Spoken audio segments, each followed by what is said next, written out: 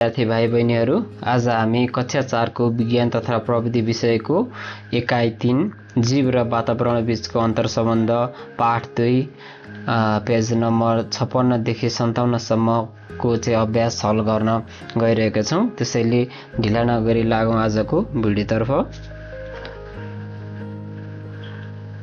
अभ्यास 1 मिल्ने शब्द छानी तलको खाली ठाउँ भर्नुहोस् भनेको छ।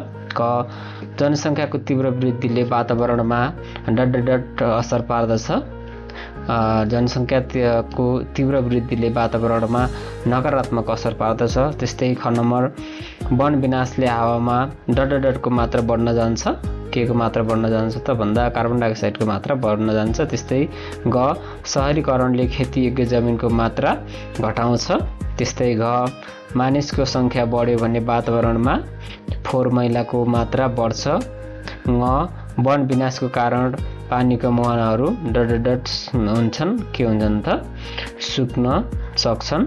त्यस्तै 2 तलका भनाइहरू सही भए ठिक र गलत भए बेठिक लेख्नुहोस् भनेको छ। क नम्बर जनसङ्ख्या वृद्धिले वातावरणमा कुनै असर गर्दैन। त्यो के हो बेठिक। त्यस्तै ख खेतीपाती गर्ने जमिन कम हुँदै गयो भने मानिसले वन जङ्गलको विनाश गर्छन्। यो ठिक भयो। त्यस्तै ग बिरुवाहरूको संख्या बढी भएको ठाउँमा हावामा अक्सिजनको मात्रा पनि बढी हुन्छ। यो ठिक। घ वन जङ्गल विनाश हुँदा जङ्गली जनावरहरूको वासस्थान गुम्छ। ठिक। ङ वायुमण्डलमा कार्बन डाइअक्साइड ग्यासको मात्रा बढी भयो भने वातावरणको तापक्रम घट्छ। यो बेठिक। च गाडीबाट निस्कने धुवा र धुलाले वातावरण दूषित बनाउँछ। यो ठिक। त्यस्तै 3 नम्बरमा तलका प्रश्नहरूको चाहिँ उत्तर दिनुहोस् भनेको छ। यहाँ चाहिँ क देखि चाहिँ 6 सम्म चाहिँ र अरू पनि प्रश्नहरू छन् र उक्त प्रश्नहरूको चाहिँ हामी हल गर्नेछौँ। 3 नम्बरको क जनसङ्ख्याको अत्याधिक वृद्धिका कारण वातावरणमा पर्ने 5 वटा नकारात्मक असरहरू लेख्नुहोस् भनेको छ। उत्तर जनसङ्ख्याको अत्याधिक वृद्धिका कारण वातावरणमा पर्ने 5 वटा नकारात्मक असरहरू निम्न छन् भनेर चाहिँ लेख्नु होला। 1 नम्बरमा वन जङ्गलको विनाश हुनु। 2 मा पानीको चाहिँ कमी हुनु। त्यस्तै खेतीयोग्य जमिनको अभाव हुनु। वायु प्रदूषण हुनु र फोहोर मैला बढ्नु। के हो त भन्दा जनसङ्ख्याको अत्याधिक वृद्धिको चाहिँ कारणले गर्दाखेरि चाहिँ वातावरण पर्ने के हुन् 5 वटा नकारात्मक चाहिँ यिनीहरू असरहरू भए। त्यस्तै ख नम्बरमा जनसङ्ख्या वृद्धिले कसरी वायु प्रदूषण हुन्छ भनेको छ। उत्तर जनसङ्ख्या बढेपछि गाडीहरूको चाहिँ प्रयोग पनि बढ्छ र कल कारखानाहरू पनि थपिन्छन्। गाडी र कल कारखानाबाट चाहिँ निस्कने धुवा र धुलो हावामा मिसिन्छ, जसले गर्दा वायु प्रदूषण हुन्छ। त्यस्तै ग कुनै क्षेत्रमा जनसङ्ख्या वृद्धि हुँदा त्यहाँको चाहिँ वन जङ्गलमा पर्ने नकारात्मक असर उल्लेख गर्नुहोस् भनेको छ। उत्तर कुनै क्षेत्रमा जनसङ्ख्या वृद्धि हुँदा मानिसहरूलाई बस्नका लागि चाहिँ घर र खेती गर्न जमिन चाहिन्छ। त्यसका लागि उनीहरूले वन जङ्गल फडाउने गर्छन्, जसले गर्दा चाहिँ वन जङ्गली जनावरहरूको चाहिँ वासस्थान गुम्छ र वातावरणमा असन्तुलन पैदा हुन्छ। घ जनसङ्ख्या वृद्धिले कसरी पानीको अभाव सिर्जना गर्छ भनेको छ। उत्तर जनसङ्ख्या बढेपछि पानीको माग पनि बढ्छ।